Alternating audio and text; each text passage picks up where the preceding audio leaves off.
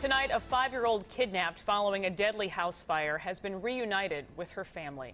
Brittany Balser's father said that they are grateful for the community's support and thanked everyone involved in bringing their daughter back home.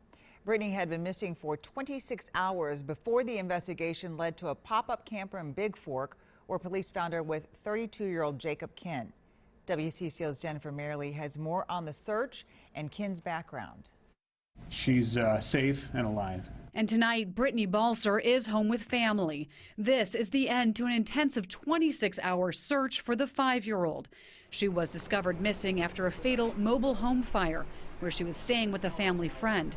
The investigation led to a person of interest, Jacob Kinn. Kinn voluntarily came to the Bemidji Police Department to speak with our detectives. Detectives then used cell phone tracking technology to track Kinn to a wooded family property east of Bemidji.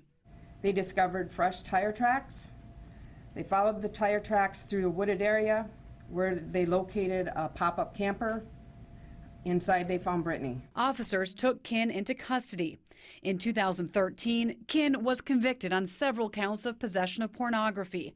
According to court documents, Kinn admitted he received, downloaded, and disseminated child pornography over the internet, all while staying at his parents' Bemidji home, which is also a licensed adult foster care facility.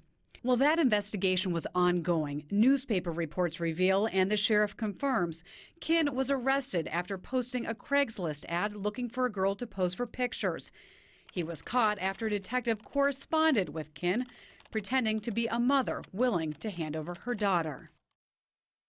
And while Brittany is home tonight, the investigation continues. Police are investigating the death at the mobile home as murder, and they are trying to piece together a timeline of events from the fire yesterday to finding Brittany today. Amelia. All right. Thank you, Jennifer.